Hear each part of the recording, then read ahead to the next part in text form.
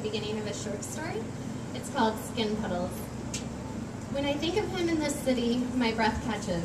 We have no confirmed lunch plans, but when I arrive at my block's corner cafe, I already know he'll be there, claiming my little slice of sunshine in this perpetually foggy city. I turn the corner, smiling fleetingly at the man living on the bottom steps adjacent to the cafe, realizing that in the context of my life, he has never been anywhere but this sheltered stairway.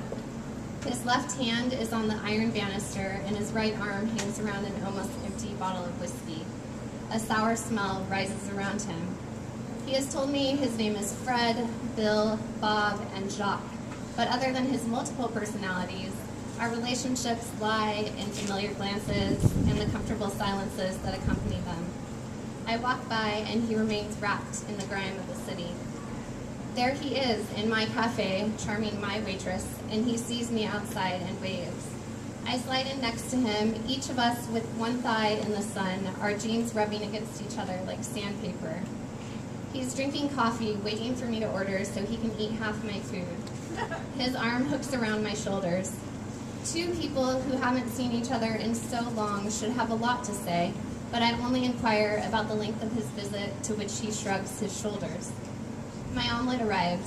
I take in his sounds, the tap of his pen, followed by the relief of exultation. I pretend to read the newspaper, my eyes dragging themselves without his permission back to his scribbles.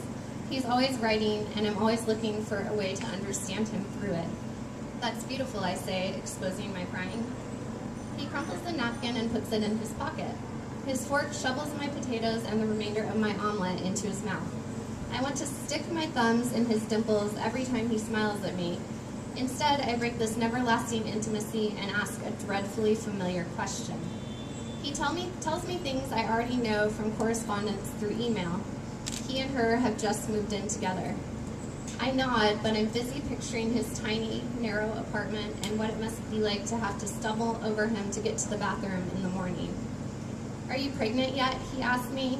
His hand floats over my stomach, his finger falling to touch right below my belly button as he pulls his hand away.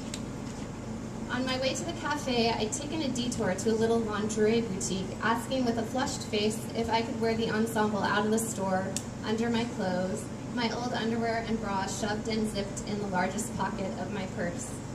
I knew he wouldn't see it unless I grabbed and pulled him to the nearest hotel room, but the feeling of the silk beneath my clothes makes it easier to sit with him now.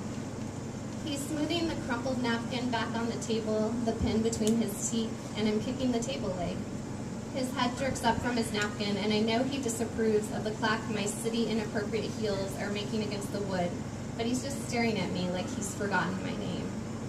I turn away, and Fred, Bill, Bob, Jacques, it's Sanjay today, baby, is walking to the counter with a $5 bill in his hand. My temperature is rising, and when I look down at my lap, our sunlit moment is gone.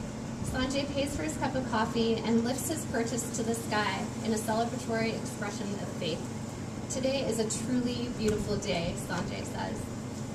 Expecting to find him back in his own head, scribbling words together in a way I could never do, I'm surprised to see him drawing perfect circles, one after the other.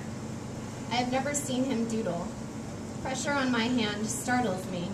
He's drawing a circle on me, but the circle has a ring around it, like Saturn. "I'm taking you," he says. I wet my finger to clear away a stray smudge near my wedding ring. I walk out of the cafe in front of him, and he stands immediately behind me, his left hand on my shoulder, and I can feel his pin on my neck. It's another circle, but this one has masses of land filled in with horizontal scratches. I don't know where we're going, but I walk fast, barely holding down the instinct to flee from him as he pulls my shirt up off my hip in the back. I think we might be going to a hotel, but we veer off to a fading yellow Victorian with a swinging screen door. Signs of how he's associated with this house aren't easily visible to me. No pictures of him as a child, and none of the books he reveres. A small black suitcase sits at the foot of the staircase we're ascending. In a little room upstairs, with a rich plum rug and an ivory futon, he pulls off my shirt and draws a cluster of small planets around my hip, but he's traded his pen for a box cutter, and my skin burns from the shallow cutting. The wavy outline makes the sphere the sun. After he has mapped our solar system all over my body, telescoping in on a map of a city I don't recognize because it's his city, all bleeding corners and intersecting grids, we lie on the futon. I am nude except for the places blood pools in the shallow carvings. He remains fully clothed. We are not touching. In every one of his actions, I know I'm supposed to find some hidden meaning. The solar system is my clue, and when I inevitably can't find it, he will leave just like he always does.